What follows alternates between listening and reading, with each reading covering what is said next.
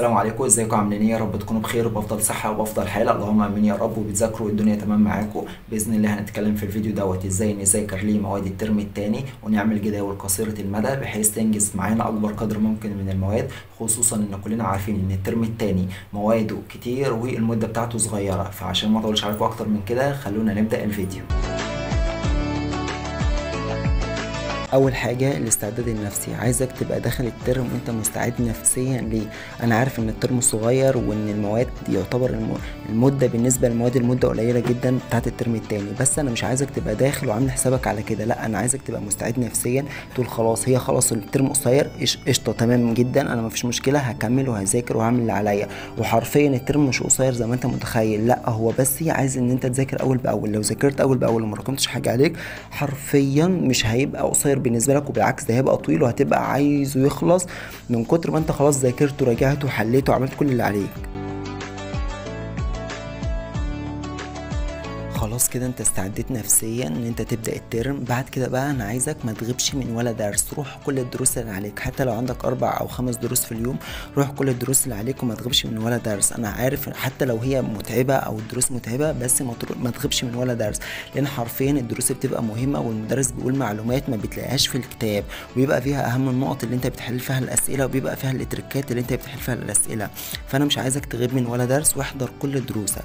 معلش تعالى على نفسك، حتى لو عندك 5 دروس في اليوم بس ما تغيبش من ولا درس.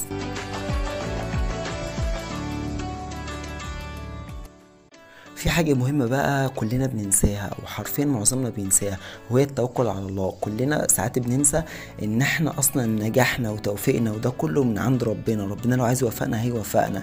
فما تنساش عشان خاطر المذاكرة او الدروس او ده كله. الاقيك بتنسى الصلاة وناس تتفوت الصلاة وما تقراش قرآن ولا تذكر ربنا. يا سيدي مش بقولك تذكر ربنا على طول او تقرا قرآن على طول او كل يوم لازم تقرا المصحف كله، بس على الاقل لازم يبقى كل يوم في ورد قرآني تقراه تحافظ عليه. لازم تحافظ على الصلاة بتاعتك لان نجاحك كله بين يدي الرحمن. فخلي بالك من حاجة زي كده، واوعى تفوت صلاة وتقول انا عندي دروس طول اليوم فمش هلحق اصلي او الكلام ده كله. ابدا ما تتحججش بحاجة زي كده. اوعى تفتكر ان ال5 دقايق او الربع ساعة اللي انت هتصلي فيها دي هتضيع وقتك، او اوعى تفتكر ان الورد اللي انت عامله ليك كل يوم صفحة او صفحتين من القرآن اللي انت هتقراهم كل يوم دول هيضيعوا وقتك. بالعكس ده دول هيدوك بركة في مذاكرتك. ممكن تذاكر ساعة واحدة بس لما تقرا قرآن وكده تلاقي الساعة دي بتكفي وتوفي معاك جدا وبتخلص كل اللي عليك، غير ان انت تسيب القرآن. فعايزك تنتبه لحاجة زي كده وما تفوتش صلاة ولا تفوت الورد القرآني كل يوم. هنيجي بقى لاخر واهم حاجه وهي وقت المذاكره. ده سؤال معظم الناس بتساله. لما نيجي نذاكر بقى احنا خلاص رحنا دروسنا وظبطنا دنيتنا وخلاص فهمنا شرح المدرس، لما نيجي بقى نذاكر وقت المذاكره نبدا بالصعب ولا نبدا بالسهل؟ بص يا سيدي انا هقول لك الطريقه اللي كنت بذاكر بيها واللي خلتني اجيب 140 من 140، او بمعنى اصح اجيب 139 ناقص درجه واحده في الترم الثاني بسبب الطريقه دي، الا وهي ان انا كنت ببدا بالسهل. ايوه ببدا بالسهل. طب ليه كنت ببدا بالسهل؟ لما انا باجي ابدا بمذاكره، اول ما ببدا مذاكره بيكون مخي في اعلى تركيزه، تمام؟ فببدا بالسهل عشان ما ملش، واول ما اخلص السهل هيخلص مني في ثانيه مش هيتم 5 دقايق. بعد كده ابدا بالصعب بحيث لو في حاجه وقفت معايا يبقى انا خلاص ذاكرت السهل.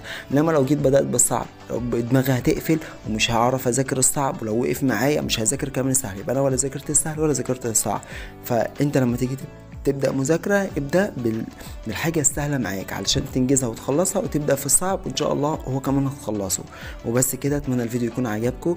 وفي تنوه صغير عايز أنوه عليه، إن النوعية دي من الفيديوهات أنا بتعب فيها جدا وبتاخد وقت كبير مني في التصوير، فما تنساش تشترك في القناة وتعمل لايك للفيديو وتشير الفيديو مع أصحابك عشان أعرف إن أنتوا فعلا حبيتوا النوعية دي من الفيديوهات. وبس كده، أشوفكم على خير في الفيديوهات الجاية. سلام.